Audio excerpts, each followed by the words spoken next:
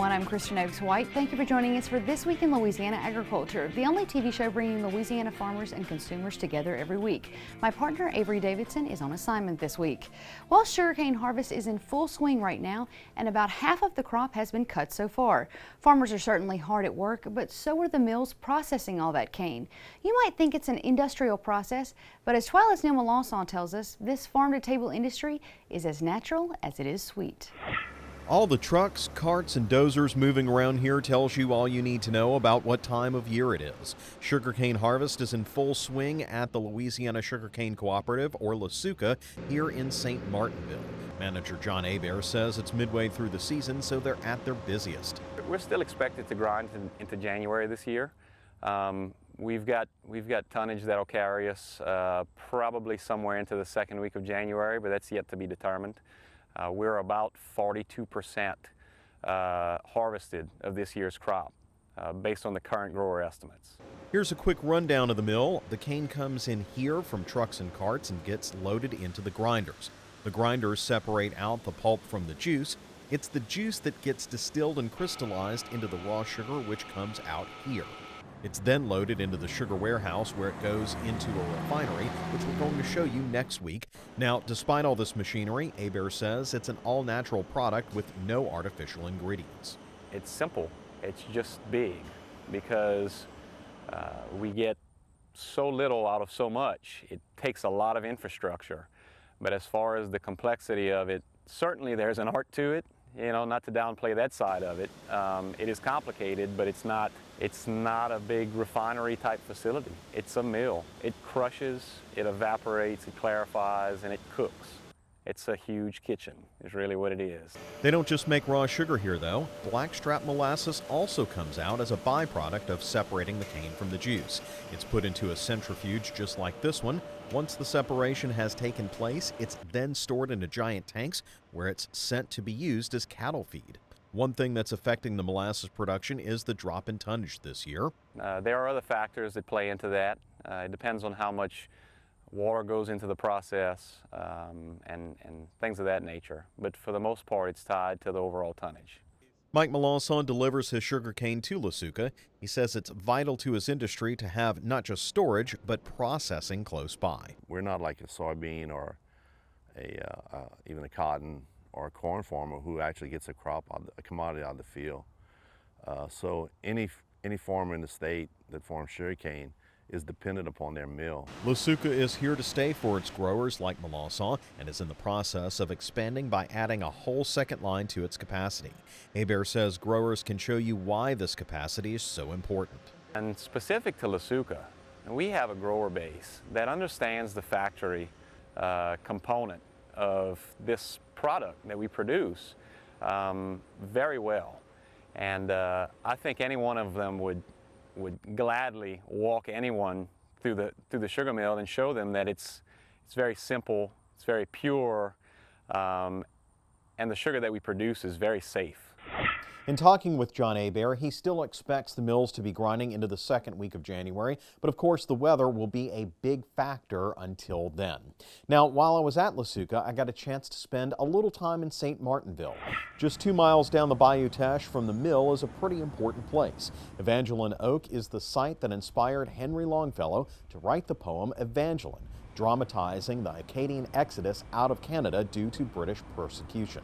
The resettling of them across South Louisiana is what gave rise to our Cajun culture.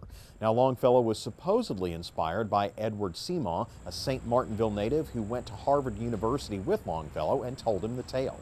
The nationally famous literature is memorialized in this park on the Teche, which you can see has all the charm you'd expect from a bayou town.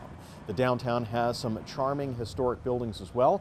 There's a museum and a veterans memorial to those from this area who have served. While you're there, you can check out a museum to both Cajun and African American history, plus enjoy the great Cajun places to eat like St. John's Restaurant right there on the bayou. Kristen, this was fun to just go to that historical market and see that. I've never been there, and it's kind of the birthplace of Cajun culture, so to speak, when you go there. Well, as a North Louisiana Yankee, I guess this is new news to me because I didn't know this place existed. So yeah. It sounds like you were mixing a little business with pleasure. It is, but I'm trying to get a little more to show you know, we go out to all these places. Right. And I want to show these historical areas. In fact, I'm going out for next week's show. We're going to the Louisiana Sugar Refinery place in Gramercy. And there it's on the National Historic Register of Places. It's a big coalition of all the old sugar mills and some of the houses, the antique houses there. And so the guy who runs the refinery also has grown up there and has been in those houses. So we may do kind of like a series on this kind of stuff. Well, that sounds very neat, and I'll look forward to that. Thank you so much for bringing us an educational and truly interesting tie-in to both of these stories. Thanks, Neil Melanson. Well, did you know that about 950 miles separate the city of East Lansing, Michigan from Delhi, Louisiana? So why do you need to know that? Because that's where our next story begins. TWILA's Carl Wiggers features a Michigan State graduate who moved to Louisiana for sweet potatoes, but now finds herself raising a brand new crop. It's very hot in here. This is our lettuce. Katie Schroeder found her way to agriculture in college. Her father worked on a farm in northern Michigan. She took a summer internship at that farm and never looked back. So I went and started working on the farm, and I fell in love with it. And I went back to school that next fall and changed my major to ag business. A couple of years later, she took an internship on a potato farm in southern Michigan. That led her to a sweet potato farm a little further south. Like 2 days after I graduated, I ended up getting rid of all my stuff and moved to Delhi from East Lansing, Michigan. That's where Katie worked as an agronomist until she had another life-changing encounter, this time in a church pew. So when I first moved to Louisiana, I was an atheist. I did not believe in God. I was very profit-driven, didn't really view people as people. I was very self-centered. Through the course of my journey down here, I started going to church and I found God. Last summer I was baptized, kind of surrendered my life to like the ministry, I guess, and like the calling of God. And from there, I saw an opportunity for this, like the farm project, and I was like, well, I'm just gonna apply and see what happens. I didn't know what I was getting myself into. Again, I just kind of did it without really thinking about it, which ended up being a blessing. Schroeder left the sweet potato farm and now works on the Delta Initiative Farm Project. She spends her days sharing her love for agriculture with young people as they work the garden together. We grow hydroponic lettuce there. We have an after-school program where we work with local kids and we teach them character values and how to garden, and it's kind of centered around growing things in the garden. So, just like the plants she tends to, Katie is still growing. She now sees herself and others as more than what's on a resume. One of my favorite things is knowing that like the ground is level in the garden. Like it doesn't matter if you're a lawyer or a doctor or a trash picker. Like we all need to eat regardless of where we come from. And so that's what is really cool about being out here, is that we're all equal. Sometimes it is a struggle, but the more I'm here, I know this is where God has placed me, and I like just have hope in that. Katie is a member of Class 16 of LSU's Ag Leadership Program. That's where we met. And it seems like she liked class so much that she's decided to go back to school, except now she's pursuing her degree in counseling, a master's degree, to build on what she already does at the community gardens in Winsboro. If you'd like to stay up to date on what's happening with the farm project there in Winsboro, head over to our website at twilatv.org. And Kristen, you know I've already done stories on the farm project, the Delta Initiative in Winsboro, but I've also done other stories on other organizations that are using hydroponics, and I love it. And I almost stopped on the way home at Tractor Supply and got my own PVC pipes and pumps. I was so ready. I was fired up. Lettuces is hard to grow at the South, but like this is a truly interesting way to grow. And we talked about this because I think you guys went to Go Green as part of the Ag Leadership Yes, we did. Tour outside of San Diego. I did a story on them years back when American Farm Bureau Convention was there, and we talked about just how cool that program is, and it's really interesting that she's doing this pretty much the same thing. Yeah, well, we actually as a class, we were all fired up about it when we went and saw it, because it was just really cool. And all of us were coming, we were like, well, on the bus, we're like, how can we make this happen in Winsboro, or in Louisiana? So is that where she got the idea? She didn't get the idea, but she did make it happen. It was already in the process. They were already building it that summer. And so she had all the questions to ask. Oh my God, I bet she was soaking it up like a sponge. She was. And I'm sure she was really excited. She is. She loves doing it, and it's just a really cool project. Seeing it in my hometown, it's kind of cool. I was about to say, this is a very exciting thing for Winsboro and Franklin Parish. Thank you so much for bringing us such an interesting story, Carl Wiggers. Well, the mission of Louisiana Farm Bureau's Ag in the Classroom is simple. Teach children where their food comes from. And resources like lesson plans and the new interactive commodity map provide a gold mine for teachers trying to incorporate agriculture into their curriculum. However, with a pair of Nutrients Seed Survivor trailers in Louisiana, elementary school students have a new learning adventure ahead, and they don't even have to load up on a school bus to do it. So today we're here with a company called Nutrien. Louisiana Farm Bureau and the Ag in the Classroom has sponsored this trailer. And what we're doing is educating children about agriculture, specifically what it takes for a seed to grow, using organic, fertilizer, compost, different materials, and how that interacts with plants to produce food for us. It's magic, it really is. Food is something that we all need. And then when we connect the dots from food to table, from farm to dinner plate, it's amazing, it really is. You know, they see cornflakes, and then when we explain that came from a farmer's field. When we see sugarcane, and then we make the connection with milk duds. It really is magic, especially in Iberville Parish where we're surrounded by the beautiful sugarcane crop. It's crucial, it really is, as more and more people move away from the family farm and fewer people are involved in production agriculture. It's crucial that the next generation makes that connection between those of us that are in the field and those of us that are just consumers. And they fight to keep ag in America strong. And many of these families and these children do have roots in ag in Iberville Parish. And it's to keep these roots strong and reminding them of the stories of the past. And, you know, as they see those fields, they may reflect back and say that their grandfather or maybe their father, and you know, for them to keep that alive in their hearts and promoting ag for the future. There's a lot of opportunity in agriculture in this country, and you know, just making children aware of those opportunities is crucial, I think. Now, the trailers will be in Louisiana from now until March of 2020.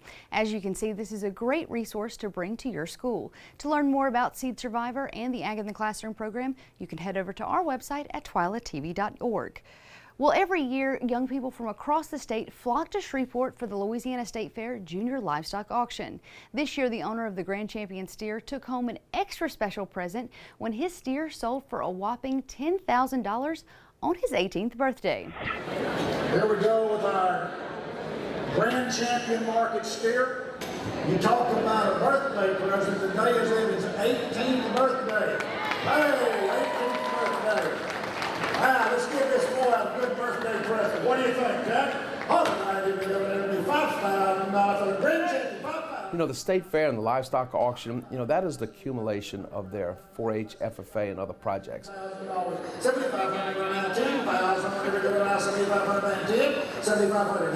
You know, they're show calves, they're show pigs. You know, they're sheep, they're goats, they're chickens.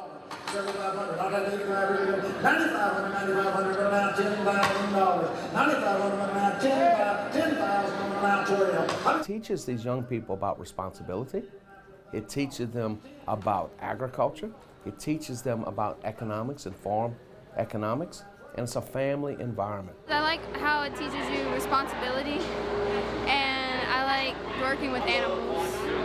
We walk them around in the ring and the people just bid, and we hope that we make a lot of money. $10,000, had $11,000, I did 10, now $11,000, had $11,000, now $11,000, now I have sold the Grand Champion steer for $10,000. This is my first year actually making it to the sale, so I'm excited, nervous at the exact same time. So the family oversees them growing these projects with their advisors, and then they show them. It's a competitive thing. They show them, and then they sell them. And the majority of kids that sell these animals, that money goes straight to their education. So it's a wonderful program, and it is repeated across this state, but probably the State Fair in Shreveport is one of your preeminent programs. If you've got no place to put it, give it away. What is it? 5,500? 5,500? 57 and a half. 55 now, 7 and a half. When you see these young people, you can see just how intense they are, but you can see the family involved. These are the leaders of tomorrow. That's why it's so very important that we go there, we support them, and we support, quote, vocational agriculture. 3,000 now, 2,500, now 2,500, now 2,500, now 35, now 35, now $7,600. I'll be $25, $600, $600, $600, go. Now 12, now 13, 1200, 13, now 14, 14, now 15, 1400, you get 15, now 15, 15, 23, you get a bowl, now bowl, now bowl, now bowl, 2400, 23, now bowl, now bowl, now bowl, now bowl, 4, now 4, now 4, now 4, 2300, you get 24, 2300, now you get 24, now bowl, now bowl, now bowl, 2400, 2400, 2400, so 2300. Number 4, buyer number 4. Miss Loftus, thank you so very much. Good to see you, my sweetheart. Now, this is always a very competitive event for these kids as they work hard throughout the year to prepare their animals for the Louisiana State Fair and the Junior Livestock Auction. A majority of the money raised goes towards their college education funds. Each fall, the Louisiana Farm Bureau Member Benefits team makes your holiday shopping a little easier thanks to the Farm Bureau Holiday Shop. That's where you'll find a host of delicious goodies from roasted nuts and pecans to satsuma, lemon, and persimmon fruit trees and so much more. Louisiana Farm Bureau teams up with the Florida Farm Bureau to bring you all of these products directly from their farmers.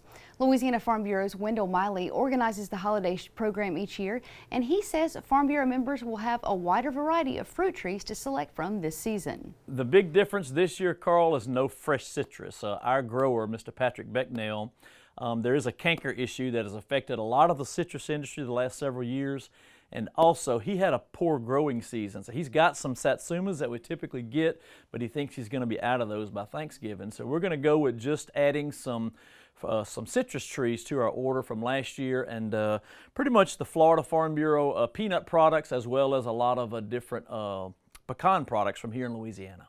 The deadline to place your order is Monday, November 25th at noon. To see what's on the order form this year, head over to our website at twilatv.org.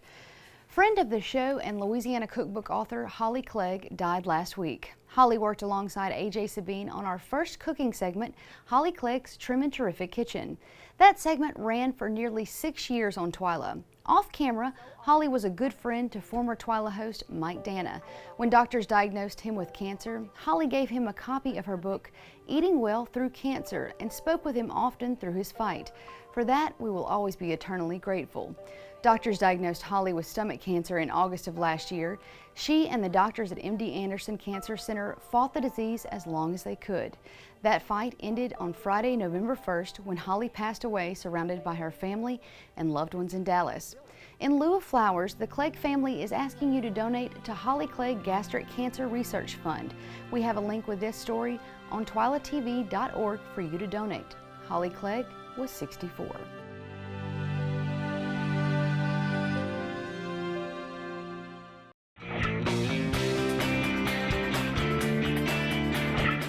Louisiana is now home to 3 new recipients of the honorary American FFA degree, and you will likely recognize a few of the names. The National FFA organization awarded degrees to Louisiana Farm Bureau President Ronnie Anderson, retired Louisiana Farm Bureau Federation Assistant to the President Jim Monroe, and Bobby Fletcher with the Louisiana Department of Agriculture and Forestry. Fletcher and Monroe received the honors last Friday at Lucas Oil Stadium in Indianapolis, Indiana, during the National FFA Convention. The FFA presents this honor to those who have provided exceptional service on a national level to agriculture, agricultural education, or the FFA organization. Congratulations to Anderson, Fletcher, and Monroe. You are all very deserving of such a high honor. Students in the LSU School of Renewable Natural Resources are engaged in an outdoor classroom. They're learning firsthand about the diversity of plants in different habitats. As TWILA's Craig Gautreaux shows us, the students took advantage of great weather to study the biodiversity of a longleaf pine forest. On a beautiful fall day, students in a botany course were examining the trees, shrubs, and woody vines of a longleaf pine forest.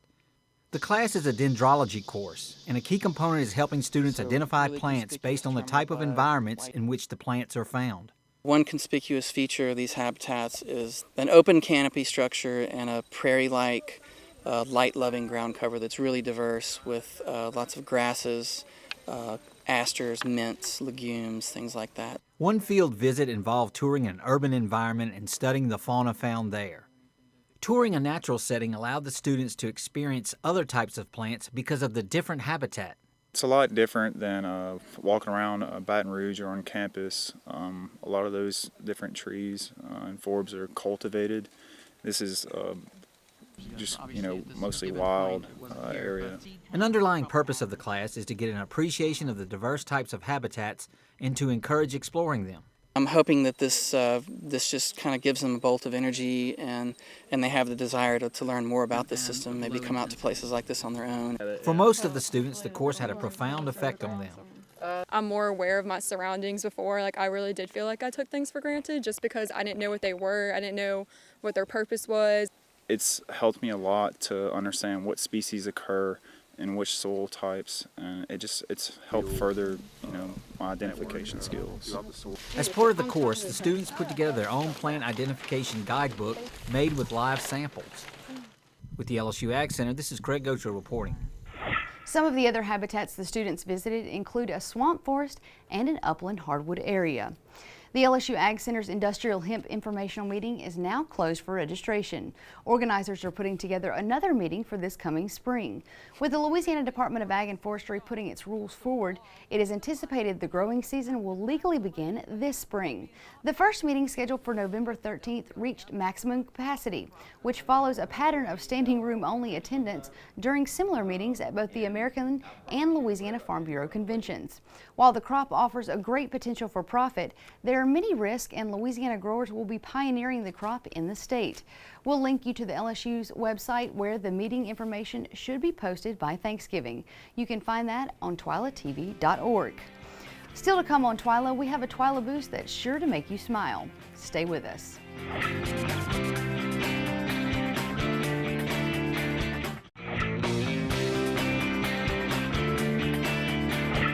Okay, so what makes for better videos? Funny kids or funny animals? Well, what happens when you combine both into one? This week we're leaving you with a Kids versus Animals TWILA boost that I bet you $100. Okay, maybe not 100. How about $1? I bet you $1 that you can't watch this video and not laugh at least once. Look at this one. Where's your hand? Wow, Blake, look at that. If you're real careful, you go like this one.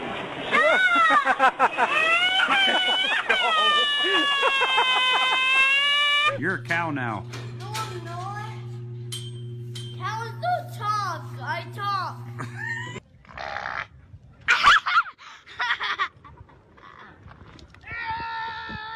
Don't nod in his face. Be nice.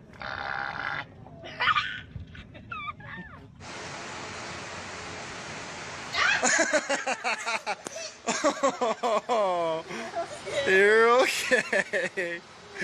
You're okay. That was funny. You're okay. You're just a big girl. Yeah.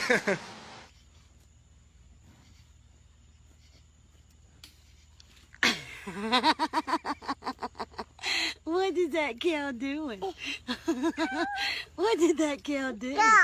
See, I promised you that clip would put a smile on your face. Well, that does it for this edition of TWILA. Be sure to join us next week when Neil will show us how the raw products he showed us today become the sugar on our tables right here in Louisiana.